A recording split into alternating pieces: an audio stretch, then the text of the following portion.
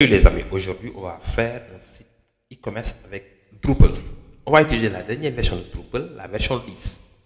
Ok, donc c'est parti. Donc on se rend à drupal.org. Donc ici, voici la dernière version de Drupal 10 qui est si puissant et intéressant. Ok, donc cette fois-ci on va utiliser Composer pour installer notre projet. Donc je rappelle, aujourd'hui on va faire un site e-commerce avec Drupal.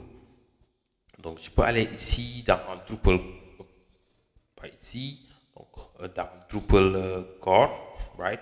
Ici, voici les versions de Drupal. Donc, à chaque fois que vous voyez drupal.org slash project slash tout ce qui suit après ce slash, c'est un module. Même Drupal en fait partie. Donc, ici, voici les trois dernières versions de Drupal qui sont maintenues. Donc, nous, on va prendre la version 10. Ok, je vais juste copier ce code-là. C'est qu'on va utiliser Composer. Donc, je vais ouvrir mon terminal. Ok, donc ceux qui sont sous Windows ou voilà, Ubuntu, quelque chose comme ça, vous allez vous rendre d'abord dans le dossier. Si vous utilisez WAMP, je pense, vous allez dans 3W, je pense, c'est dans le disque local, WAMP, quelque chose comme ça. Ensuite, dans le dossier 3W. Donc, vous allez vous rendre là-bas avant de lancer Composer. Donc, si vous êtes sous Windows et que vous êtes sous XAMPP, je pense, vous devez aller dans XAMPP, ensuite aller dans htdocs. Donc, c'est là où vous allez lancer Composer. Ok. Donc, moi, j'ai séparé mon installation. Donc, moi, je vais aller dans mon site Drupal 10. Ok. Donc, c'est ici que moi que je vais lancer le projet. Donc, je copie le code, je l'ai déjà fait et je le lance ici. Et puis ici, je vais juste modifier le dossier du projet. Donc, moi, je vais l'appeler juste commerce Drupal. Et donc, voici la commande Composer. C'est Composer, espace create project, espace Drupal slash recommended project, la version du Drupal. Donc, moi, le dossier, je l'ai nommé commerce Drupal. Et puis, je lance l'installation. Donc, c'est Composer 2, c'est rapide. Voilà, il installe Drupal très rapidement.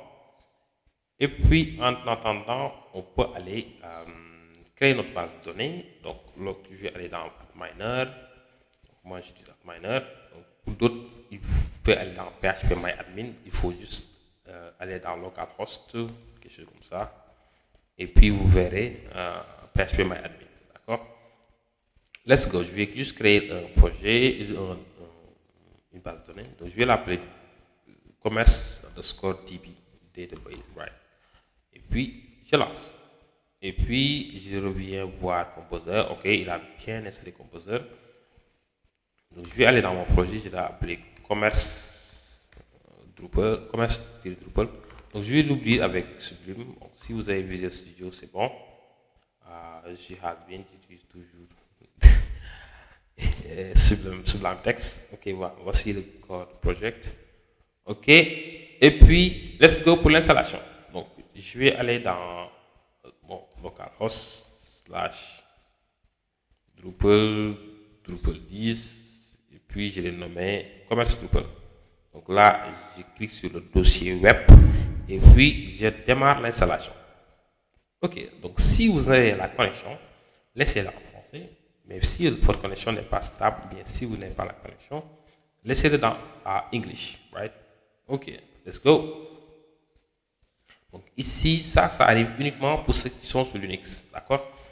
Parce que nous, on doit, tu vais faire un zoom. Donc nous, on doit aller dans web, site, default. Dans default, on va nous, à Linux, créer d'abord un dossier files. Ensuite, il y a un dossier default.setting.php qu'on doit dupliquer et le renommer uniquement avec settings.php. D'accord? On a juste dupliqué ce fichier-là, default.settings.php en settings.php. Ensuite, je lui donne les droits chmod 777, le dossier files et le fichier settings. Et puis c'est bon. Quand j'actualise, on peut y aller. Ok, on laisse à standard. D'accord. Euh, Ma base de données, je vais appeler commerce DB. Ici, le nom d'utilisateur de la base de données, c'est root. Quand vous êtes sous Windows, laissez le mot de passe vide. D'accord. Et puis, on continue l'installation.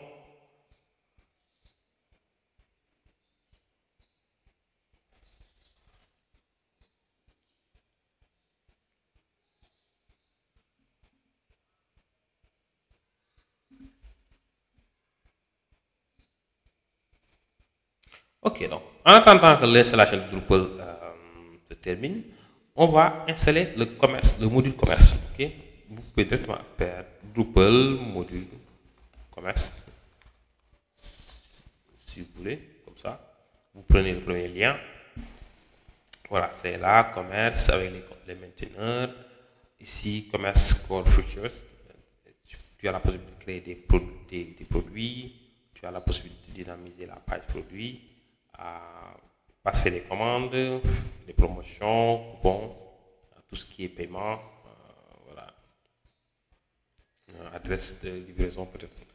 Tu as la possibilité d'ajouter tout ce qui est taxes et d'autres modules supplémentaires comme tout ce qui est livraison, PayPal. Okay. Voilà, donc c'est bon, le site, on va l'appeler commerce Drupal. Je vais mettre par exemple juste une adresse mail.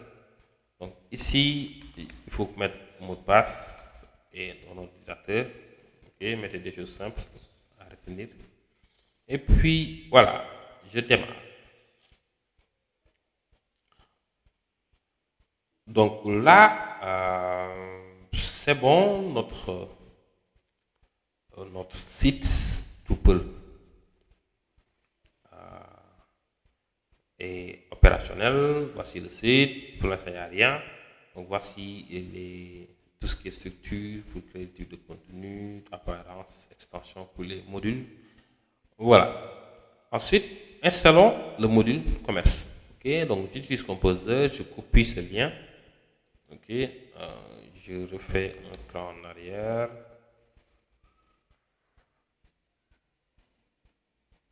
Ok. Maintenant c'est bon. Je vais coller cette commande pour installer commerce. Ok, je lance. Ok, donc voilà, il y a quelques soucis. Il me dit ok, ça nécessite ce module là. Ok, ça s'appelle inline entity forms.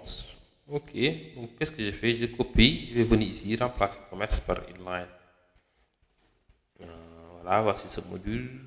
Ok, je copie et puis je colle ici pour l'installer. Ok, il a installé. Ensuite, je rappelle la commande e-commerce. Ok, il est en train d'installer le module commerce avec ses sous-modules comme adresse, commerce, entity revision, profile. Voilà. Ok, maintenant c'est bon.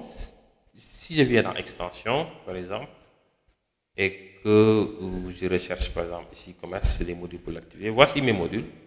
Ok, donc dans la prochaine vidéo, on va les installer une par une. Ok, so on se capte à la prochaine vidéo.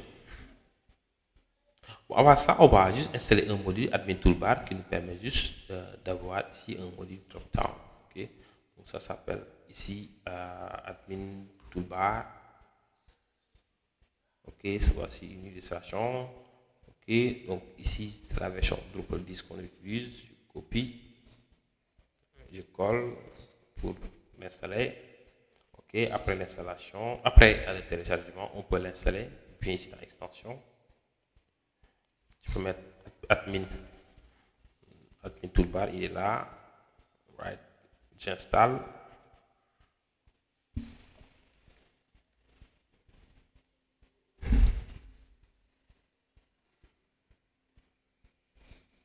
Ok, maintenant c'est bon, regardez, voilà, j'ai mes drop-down, ainsi de suite. Ok, donc passons au module de commerce maintenant. Donc on se capte dans la prochaine vidéo.